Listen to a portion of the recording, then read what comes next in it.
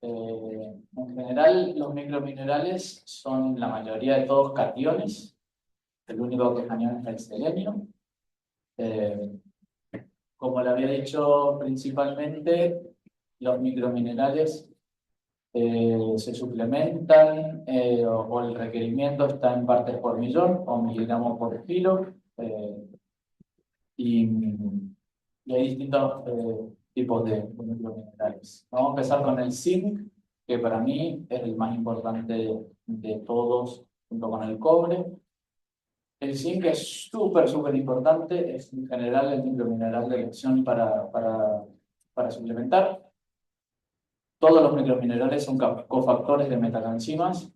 El zinc está muy relacionado con el tema de la transcripción, expresión génica y toda la parte de ADN, diferenciación, división y diferenciación celular.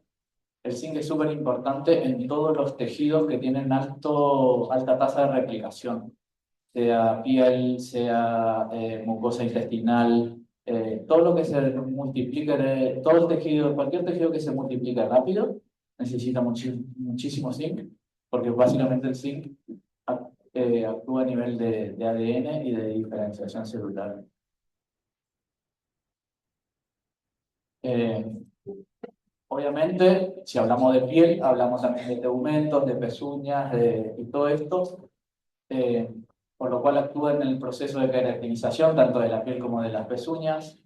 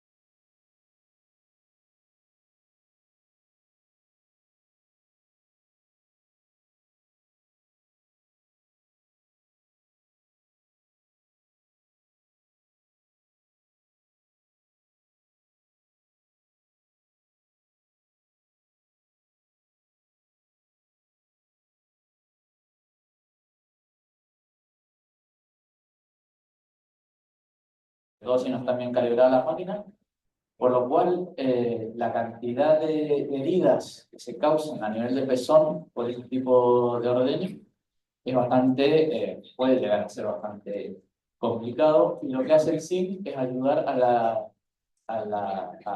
la regeneración de ese tejido dañado, a cerrar el orificio del pezón y a evitar que entren bacterias. ¿Cómo nos damos cuenta de esto? Básicamente, uno de los primeros síntomas de mastitis en vacas es el aumento de lo que se llama el recuento de células somáticas. Cuando entra una bacteria por el pezón de la vaca, el recuento de células somáticas aumenta. Esto es algo que se ve en cualquier análisis de calidad de leche. Y en general, lo que le está mostrando este gráfico de acá es que a medida que aumentamos la suplementación con zinc, disminuyen el recuento de células somáticas en leche. Entonces, el zinc en general es el micromineral de suplementación por excelencia, sobre todo en tambos, por pezuña, por ubre, por todos los desafíos que tienen las vacas lecheras.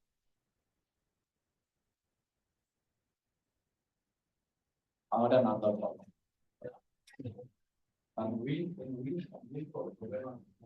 Sí.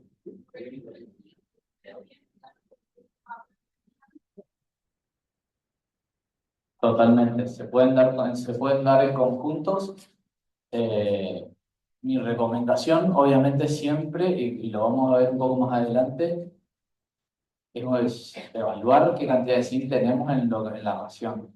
Pero si se puede dar, o si conseguimos una fuente de zinc barata, sí. Todo en esto es costo-beneficio. Obviamente el análisis tiene un costo y el aditivo tiene un costo. Hay que sacar la calculadora y hacer numeritos y ya está. Como decía Enrique, también en ovinos es súper importante también el tema de pezuñas, tanto en ovinos, en bovinos, en porcinos, pero el zinc para el tema de pezuñas es súper importante. Y en segundo lugar el cobre, como lo vamos a ver después, o lo están viendo ahora. El cobre, una de las funciones principales, transporte y metabolismo del hierro, súper importante para las anemias, sobre todo en lechones. Los lechones cuando nacen están súper predispuestos a tener anemias, por lo cual la suplementación con cobre y hierro es súper importante. Desarrollo óseo y cartilaginoso, desarrollo del tejido conectivo, esto sobre todo para gallinas ponedoras. Cuando se forma la cáscara ya sabemos que primero hay tejido conectivo, luego ese tejido se mineraliza con cal, carbonato calcio, etc. Pero si el tejido conectivo no es bueno, la cáscara del huevo no va a ser buena. Luego, reproducción, obviamente, la deficiencia causa infertilidad, sistema nervioso central, la deficiencia causa ataxia. El cobre es muy importante en la producción de melanina. Si no hay cobre va a haber despigmentación, retardo en el crecimiento también. Y es también un potente antioxidante en general y colabora también mucho con la respuesta inmune y el incremento o la reducción, perdón, a la susceptibilidad a enfermedades infecciosas. La fuente de cobre en general, los granos tienen bastante buena cantidad de cobre. Las fuentes suplementarias, sulfato de cobre, carbonato de cobre. El óxido de cobre es muy mala fuente de cobre. No se recomienda dar óxido de cobre para nada porque la biodisponibilidad es pésima. Y luego tenemos las fuentes orgánicas, que son los quelatos, que le voy a hablar un poco más adelante, pero son básicamente fuentes orgánicas de cobre, queladas con aminoácidos o con otro tipo de compuestos orgánicos. El cobre, la suplementación con cobre es súper dependiente del molibdeno, creo que se lo había comentado antes. Cuando el consumo de molibdeno es alto, debe proporcionarse más cobre, porque la biodisponibilidad del cobre disminuye. En cuanto al metabolismo, el cobre, una de las características, como es un micromineral que se acumula en hígado, el límite entre el requerimiento y la toxicidad es muy estrecho. Entonces, suplementar cobre es todo un desafío, porque es muy fácil caer en deficiencia, pero también es muy fácil caer en toxicidad, porque si subimos un poco los ppm de cobre suplementado, todo ese cobre va a ir a hígado y podemos causar bastantes problemas a nivel hepático. Eh, los rumiantes son sensibles a la deficiencia de cobre. En general, se cree que los grandes rumiantes, los bovinos, son bastante tolerantes, pero hay toda una nueva corriente que dicen que no son tan tolerantes como pensamos. Y los pequeños rumiantes, ovejas y cabras, son súper sensibles a la suplementación con cobre. En general, ocurren bastantes desastres de toxicidad en pequeños rumiantes con el tema del cobre. Eh, por ahí en general cuando se usan sulfato de cobre para tratar hongos en plantas y eso, y después las ovejas o las cabras comen esas plantas, las terminan intoxicando y terminan muriendo. Por eso, mucho cuidado con el cobre y los pequeños rumiantes. Luego, la cantidad de cobre en los forrajes, obviamente depende del forraje. El enolaje tiene bastante en general, o otra vez el encilado de maíz tiene bastante poco cobre, pero bueno, estos chicos mandaron la muestra al laboratorio y que tengan el resultado, no hay mucho más que decir. Lo que le comentaba de la biodisponibilidad del cobre, el cobre tiene muchos antagonistas. El pobre, entre que es difícil darle la tecla en el nivel de suplementación y de que tiene una cantidad de antagonistas, lo hace muchísimo más difícil. Los principales antagonistas del cobre son el molibdeno y el azufre. A nivel ruminal, cuando se combina el cobre con el molibdeno y el azufre, conforman un compuesto que se llama tiomolibdato, que es totalmente insoluble y totalmente no disponible para ser usado. Por lo cual, lo que se recomienda en general es usar fuentes estables de cobre para que el cobre no interaccione. Cuanto más inestable el cobre, más interacciona, menos biodisponibilidad va a tener. El molibdeno sobre todo el molibdeno, obviamente que están las plantas, pero están las plantas porque están en el suelo. Entonces, si sabemos que nuestra zona en la que estamos trabajando es una zona con alta cantidad de molibdeno en suelo y alta cantidad de molibdeno en plantas, ya sabemos que tenemos que suplementar cobre y que tenemos que usar una fuente de cobre estable. Molibdeno, concentración de molibdeno en forrajes también altamente variable. Depende otra vez del maíz. En general es malo porque, o sea, desde el punto de vista mineral, tiene pocos minerales, pero también tiene poco antagonismo. Entonces, por ahí es malo y por ahí es bueno. El forraje depende del forraje que sea y del suelo en el que esté esa pastura, tendrá mayor o menor concentración de molibdeno. Y esto es lo que le decía, la interacción cobre-molibdeno-azufre. Acá lo que están viendo es la absorción de cobre dependiendo de la concentración de molibdeno y de la concentración de azufre. A medida que aumentamos los ppm de molibdeno, 2, 4, 6, o los ppm de azufre, 1, 2, 3, 4, vemos como la absorción del calcio va cayendo. Más molibdeno, menos cobre disponible, más azufre, menos cobre disponible.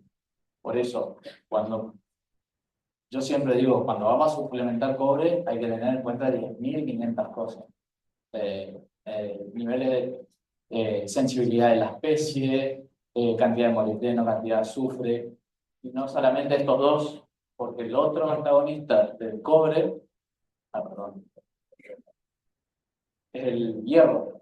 El hierro también interacciona bastante con cobre y terminan molibdeno, azufre y hierro terminan disminuyendo la biodisponibilidad de cobre muchísimo.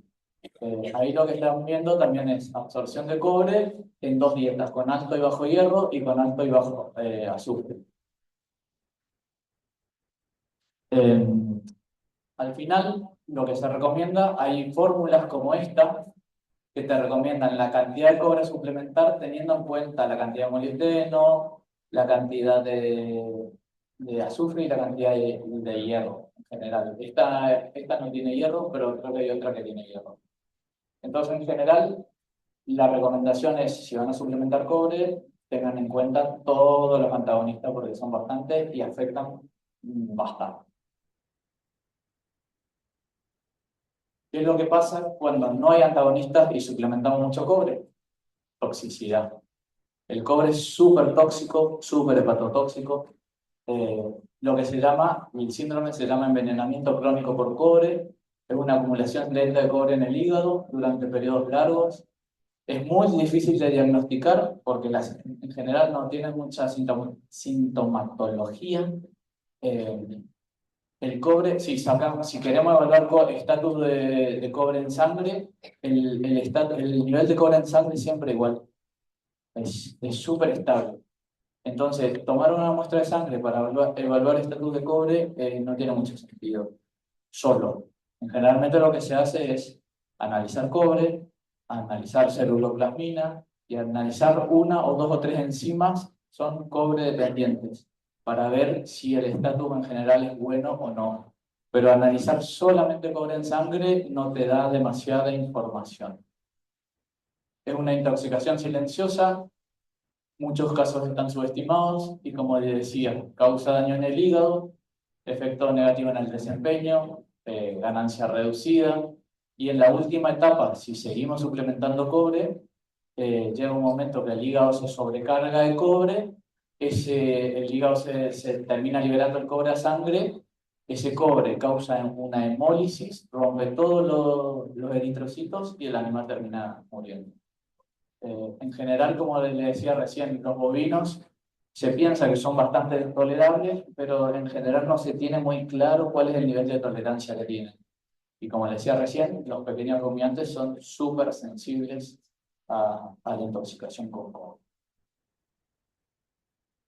Esto es un poco, bueno, una prueba que se había hecho en carneros Texel para evaluar cómo los antagonistas, 2 ppm de molibdeno, 3000 ppm de azufre y 300 ppm de zinc, bueno, en este caso el zinc no es antagonista, pero estaba ahí, cómo afectan a la cantidad de cobre hepático en estos dos grupos. El grupo 0 sin antagonistas y el grupo A con antagonistas. Cuando aumentamos la cantidad de antagonistas, la cantidad de cobre hepático disminuye, obviamente, porque hay biodisponibilidad de.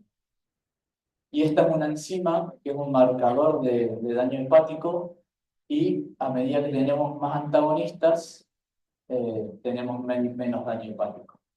Por lo cual, siempre que suplementemos cobre, mucho cuidado con el antagonista, mucho cuidado con la toxicidad, mucho cuidado con la sensibilidad de la especie y hay que tener bastante cuidado.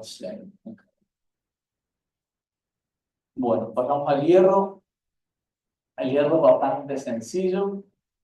Su función principal es transportar oxígeno a nivel del eritrocito.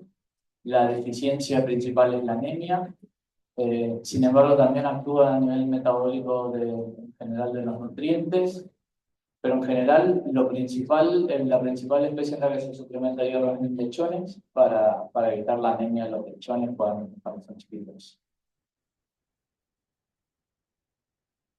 El manganeso fue una de las funciones principales del desarrollo óseo y cartilaginoso. En avicultura es muy común la perosis, que es estos pollitos que están acá que nacen despatarrados. Eso es clásico del síntoma de deficiencia de manganeso.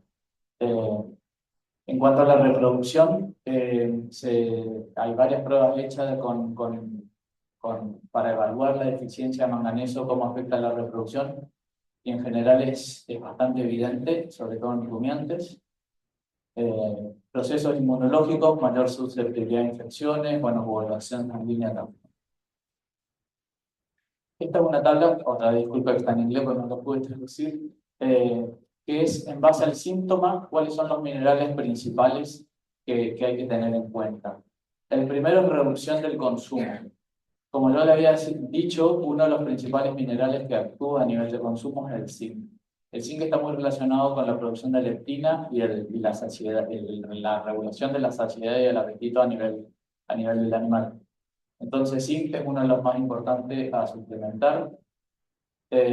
Disminución de la performance, en general todo, pero zinc es uno de los más importantes. Desórdenes inmunitarios, zinc y cobre son de los más importantes. Desórdenes de fertilidad, como les decía recién, manganeso, pero zinc también, que es súper importante para mejorar fertilidad. Desórdenes en el esqueleto, el zinc es lo mejor. la anemia de los lechones del hierro, problemas de piel, pelo y integridad intestinal, el zinc, como le había dicho, que actúa a nivel de la regeneración y cicatrización de heridas y regeneración de la piel. Y calidad de huevo, los que se decidan trabajar en agricultura, uno de los grandes temas es calidad de huevo. Y calidad de huevo, microminerales en general, son súper importantes. Los tres: cobre, zinc y manganeso. Bueno, vamos ahora un poco a lo que es básicamente, ya vimos funciones y todas las partes de eficiencia y eso, vamos un poco a ver directamente a suplementación. ¿Cómo suplementar? Vamos a un que se ve raro, faltando oxígeno. Vamos a ver un poco de fuentes, conocer lo que hay en el mercado, qué se usa para suplementar, qué se recomienda, qué no se recomienda. Lo clásico que se usó al principio para hace 30 o 40 años atrás son las sales inorgánicas. Las sales inorgánicas se caracterizan por tener uniones iónicas, o sea, son uniones débiles, que cuando llegan al estómago se disocian. O sea, cuando el pH baja de 7, 6,5, 7, saben lo que es disociar una molécula. En el caso, por ejemplo, del sulfato de cobre, el sulfato, que es el anión, se va por un lado y el cobre, que es se va por otro lado. Eso es una disociación. Cuando se disocia, y como le dije antes, el cobre no quiere estar solo. Entonces busca otras cosas para pegarse y así se pega a otros antagonistas o a otras cosas y disminuye su biodisponibilidad. ¿Cuáles son los problemas de las sales inorgánicas para su absorción? Los puntos críticos de la absorción de las sales inorgánicas, primero es lo que le decía yo hoy, de la forma iónica, y el segundo, que deben alcanzar una proteína carrier de bajo peso molecular. Estas proteínas carrier que están en el intestino forman sales estables, insolubles. Estas proteínas, básicamente lo que sucede con los minerales es que compiten por estas proteínas. Estas proteínas no son específicas de un mineral en sí y puede haber uno o dos o tres minerales que usen la misma proteína, entonces en general puede haber competencia.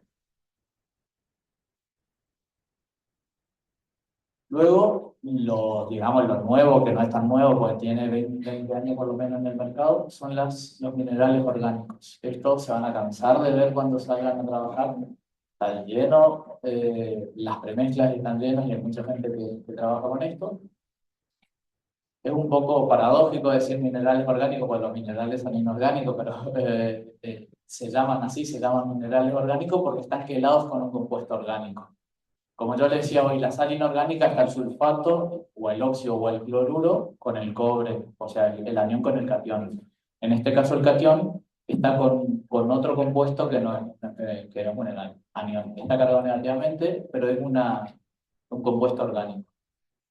Estos compuestos orgánicos lo que le dan es mucha estabilidad, porque pueden ser uno, o dos, o tres compuestos orgánicos que lo que hacen es agarrar a todo el catión y estabilizarlo en cuanto a sus cargas eléctricas.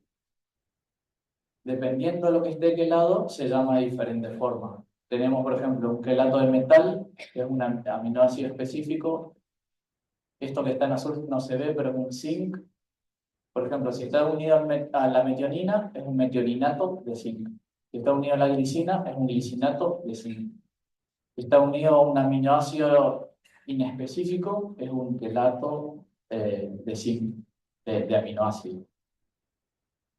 Luego pueden ser dipéptidos, pueden ser proteinatos. Los proteinatos, obviamente, es una cadena de aminoácidos o unida a un metal. Pueden ser polisacáridos, cualquier compuesto orgánico, lo normal o lo más habitual es que sean aminoácidos o proteínas. Pero dependiendo, o sea, esto es el metal y lo que no es metal se llama ligando. Depende del ligando que sea, el nombre que recibe el compuesto.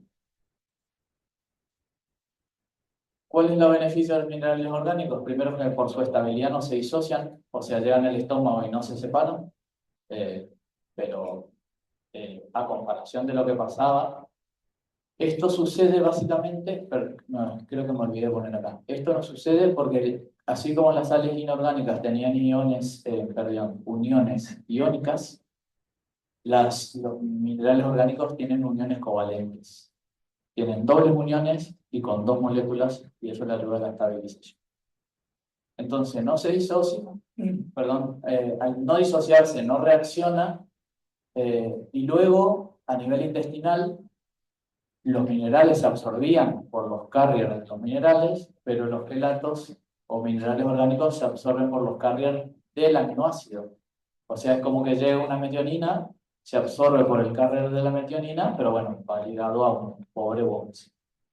Entonces, no compite. Luego, otro concepto que es bastante importante es lo que se llama constante de estabilidad. La constante de estabilidad es básicamente lo que te dice cuán fuerte está unido el ligando al mineral. Cada mineral, dependiendo del ligando que tenga, va a tener diferente coeficiente de estabilidad. Cuanto más estable, mejor. Luego, bueno, estas son pruebas que lo voy a pasar porque hay listas de pruebas para demostrar la eficiencia de estas cosas, que si la quieren mirar después las paso. Pero bueno, si volvemos al tema de biodisponibilidad, en general, lo que se habla normalmente es que los óxidos, perdón, acá me faltó los carbonatos. Los carbonatos son los menos biodisponibles, seguido de los óxidos, seguido de los sulfatos, seguido de los cloruros y seguido de los pelatos. Generalmente, esto no es tan regla, no es tan estricto, pero en general se aumenta la biodisponibilidad a medida que va para arriba. Cuando hablamos de biodisponibilidad, mucho se habla de biodisponibilidad relativa. Se dice biodisponibilidad relativa porque es relativa al sulfato. En general, el sulfato se toma como biodisponibilidad 100 y de ahí se ve si es más biodisponible que el sulfato o menos biodisponible que el sulfato. Pero en general, cuando se quiere agarrar un control, un testigo, realmente se agarra sulfato porque es como la referencia de biodisponibilidad. Luego, en cuanto a suplementación, obviamente nosotros lo que necesitamos es cubrir un requerimiento. Hay básicamente dos formas de cubrir un requerimiento. La primera es cubrir ese requerimiento 100% con mineral suplementado. Esto es lo que normalmente se hace a nivel de campo, porque o sea, yo digo, no sé, mi vaca necesita 70 ppm de zinc, le pongo 70 ppm de zinc y se acabó. Con esto, ¿qué quiero decir? Que no estoy teniendo en cuenta todo el zinc que tienen los forrajes, o que tiene el ensilado, o que tiene la harina de soja, etcétera, etcétera.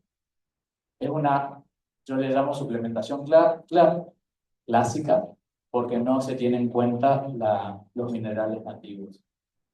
Luego tenemos la suplementación de precisión, que es un poco más compleja, porque lo que estamos haciendo acá es valorar el mineral nativo en el forraje y en la dieta base y suplementar solamente lo que falta para llegar al requerimiento.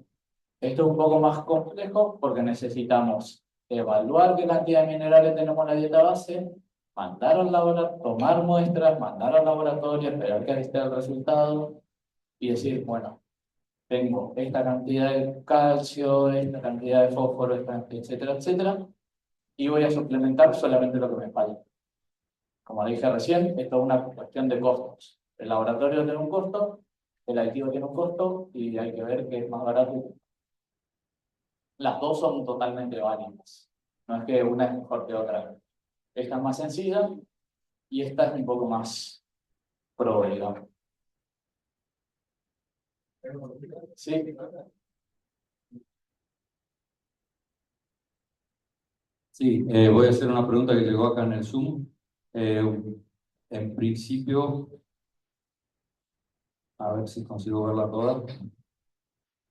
La pregunta la podríamos sintetizar, la hace Jorge, dice, no le queda claro qué eficiencia de absorción podemos lograr a nivel intestinal según tipo de compuesto. Si es que eso se puede estimar o predecir. En general, cuando hablamos de biodisponibilidad y de absorción, son todos grises.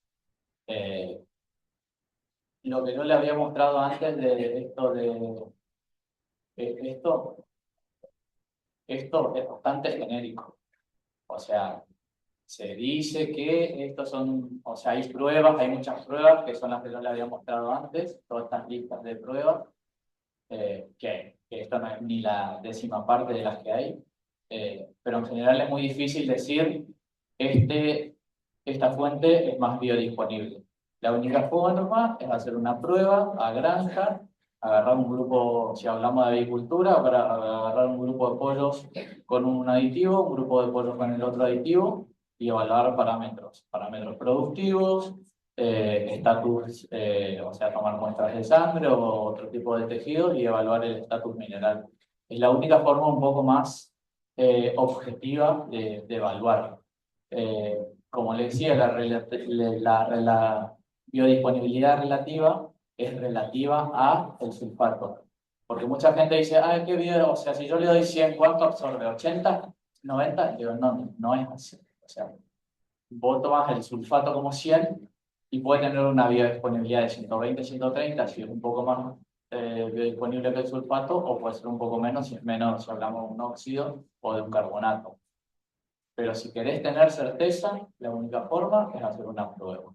Una prueba granja, comparar un aditivo con el otro aditivo. ¿Puede ser que un cloruro sea más biodisponible que el quelato? Sí, puede ser.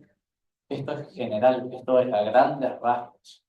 Hay cloruros como los hidroxicloruros, esto que dice TBZC es Free Basic Zinc Chloride. Es un hidroxicloruro de un cloruro que no es el cloruro común y que es bastante bueno. Por eso, esto es generalidades. Después, si queremos certezas, hay que hacer pruebas. No queda otra. Ok, creo que está contestado y le sumaría o le recordaría lo mismo que dijiste antes. Hay tantos factores que influyen en esa absorción, en esa disponibilidad, que hay que analizar caso por caso. Totalmente. O sea, si vos haces una prueba con 2 grupos de pollo, con los 2 mismos aditivos, con 2 dietas diferentes, los resultados van a ser diferentes. Entonces, depende muchísimas cosas. Hay que hacer un protocolo, hay que hacer una prueba, determinar los parámetros a evaluar y tener un resultado. Bueno, lo que le decía de los 2 tipos de suplementaciones, en general, lo que hacemos la gran mayoría de la suplementación clásica, buscar el requerimiento, cubrirlo con nuestra suplementación y ya está. O, si queremos analizar, se puede analizar. Por lo cual, la suplementación mineral de precisión básicamente es el requerimiento menos el suministro de minerales nativos que vienen en los forrajes. Esto, por ejemplo, son los requerimientos fisiológicos de la vaca de leche para zinc, cobre, manganeso. Bueno, en este caso es la comparación entre el NRC 2001 y el NACEN, el nuevo NRC del 2021, para ver cómo varió un poco el requerimiento. Pero en general, lo que buscamos es cubrir requerimientos, es como la primera parte. ¿Cuál es el tema? Que el requerimiento es diferente a la recomendación. En general, todos hablamos de requerimiento, requerimiento, requerimiento, requerimiento, pero lo que nosotros tenemos que darle como nutricionistas al cliente es una recomendación. ¿Cuál es la diferencia? Que el requerimiento fisiológico es lo que está en la tabla, es lo que dice el RC, lo que dice el INRA, lo que dicen todas las tablitas que existen. ¿Y qué es una recomendación? Es una recomendación que nosotros damos en una situación específica. En, no sé, unos terneros que se transportaron, en una vaca que vive en Israel y que tiene estrés por calor. Es una situación específica que no es una situación fisiológica normal y que nosotros tenemos que dar una recomendación que no va a ser el requerimiento, sino que va a ser un poco más que el requerimiento. Hay desafíos, hay 500.000. Yo acá le listé algunos: enfermedades, pobre higiene en las instalaciones, estrés, micotoxinas. Las micotoxinas aumentan muchísimo los requerimientos de minerales. la presencia antagonista, como vimos con el cobre. No es lo mismo suplementar un animal con cobre en una tierra que no haya molibdeno que en otra que sí haya alta cantidad de molibdeno. La recomendación va a ser diferente, por lo cual no estamos hablando de requerimientos, sino que estamos hablando de recomendación. Localizándolo más acá, si estamos en el Chaco, vamos a tener molibdeno, vamos a tener deficiencia secundaria de cobre, porque el molibdeno está en el suelo y está en la planta, pero el animal no consigue absorberlo. Y en Corrientes podemos tener una deficiencia por falta de cobre. Exactamente. No porque haya molibdeno en exceso. Totalmente, totalmente que sí. Por eso es analizar la planta, o analizar el suelo, analizar la planta y saber, en general, como dice Enrique, lo primero en general es, existen mapas de esto, chicos, existen mapas de alta concentración de molibdeno en la tierra. Ustedes agarran el mapa de Argentina y ahí, o del NEA, y hay zonas que ya se conocen que son altas en molibdeno, zonas que son bajas en molibdeno, y si quieren más certezas, agarran la muestra y la envían al laboratorio.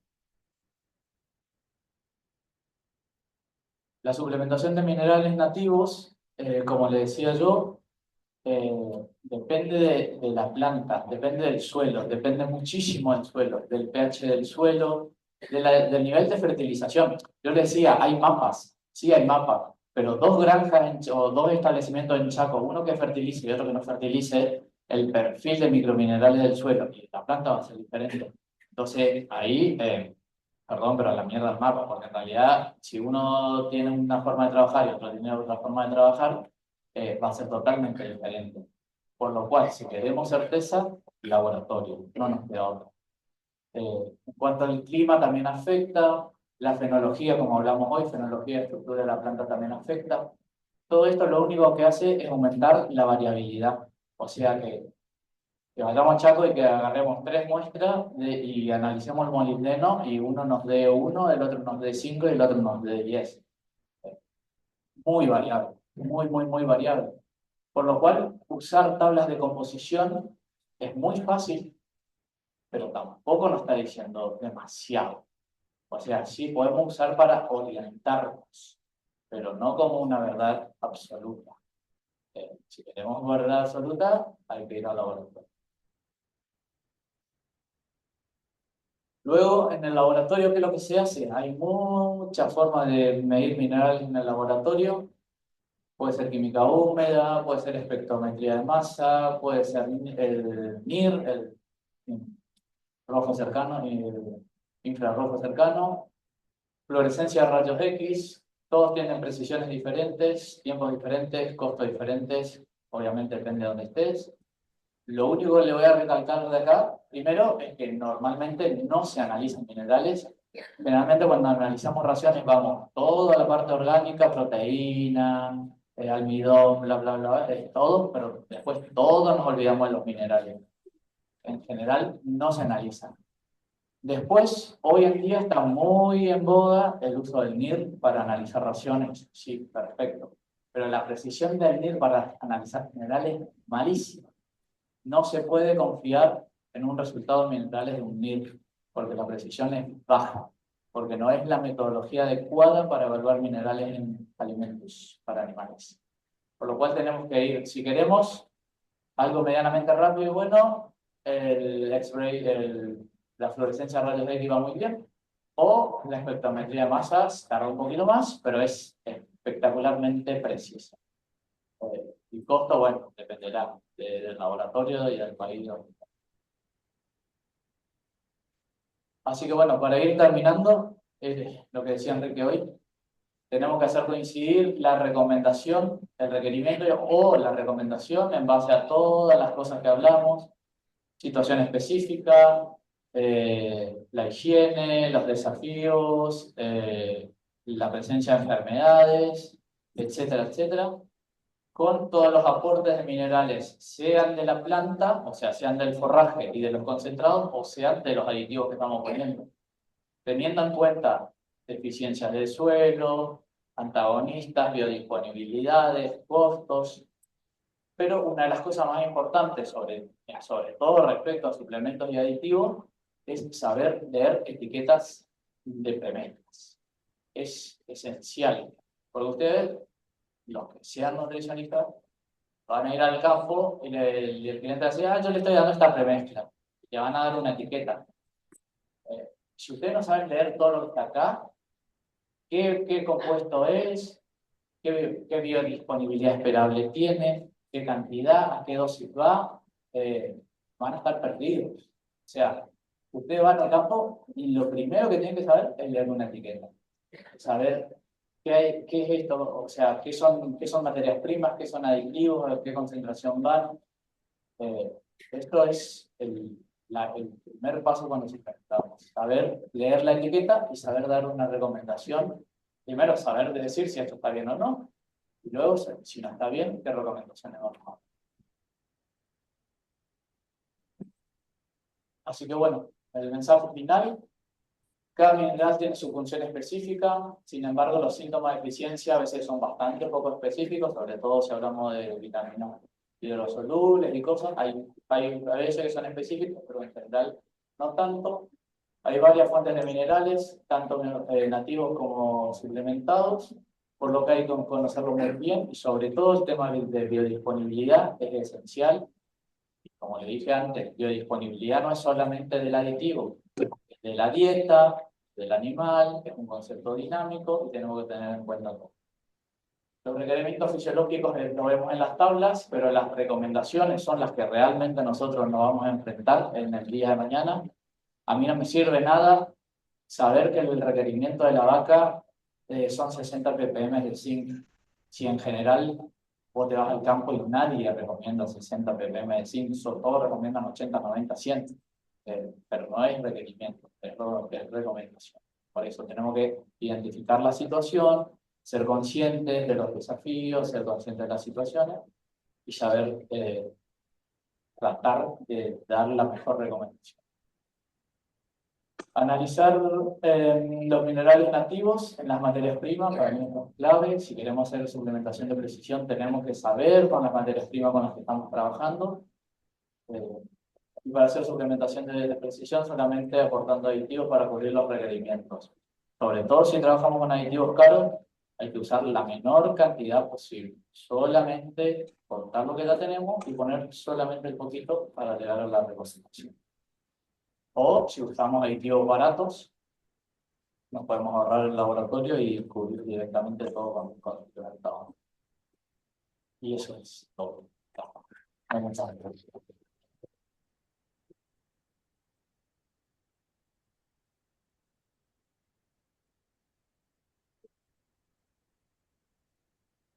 Bueno, Leandro, muchas gracias. El aplauso de parte de muchas gracias. No sé si surgen algunas preguntas más. A mí me había parecido interesante preguntarle a Leandro, más que preguntarle que él nos cuente también cómo es su trabajo hoy. Como yo les dije, él ahora no está más en Argentina, hace un tiempo largo.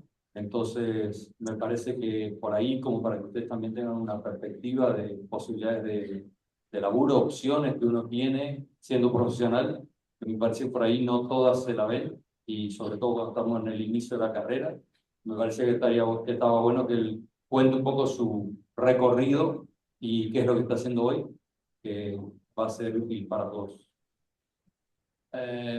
Bueno, como saben, yo soy veterinario, egresado de esta escuela. Trabajé en Argentina, en el sector privado, en una empresa que se llama Tecnal, no sé si supongo que la conocerán, vendiendo premezclas vitamínicos minerales en Córdoba y San Luis La Pampa. Luego entré a trabajar al INTA, fui investigador del INTA durante 7 años, a la par que hice mi maestría en producción animal en la UBA, por lo cual conozco el sector público y conozco el sector privado. Luego, cuando termino la maestría, me decido irme a vivir a España, a Europa. Y en Europa, la verdad, mi experiencia, hablo de mi experiencia, tuve la suerte de conseguir trabajo muy rápido. Llegué y al mes estaba trabajando en Oltec, que es una empresa global, americana, con sede en Kentucky, en Estados Unidos. Yo trabajé en Oltec España 2 años como formulador, estaba básicamente formulando premezclas todo el día. Mucho de todo mi conocimiento de aditivo viene de esta parte de mi carrera también. Y luego seguí trabajando en otras empresas, una empresa española que se llama Norel y una empresa francesa que se llama Olmix, siempre trabajando en nutrición animal. Yo siempre digo, tengo la suerte de poder trabajar de lo que amo. Esta gran pasión por la nutrición animal, obviamente, mucho de la cual el doctor Enrique Yáñez es responsable. Eh, Así que tengo la suerte, después de 15 años de haberme recibido, seguir trabajando en nutrición animal. Amo lo que hago, tengo la posibilidad de vivir en Europa, de viajar, porque como Enrique decía,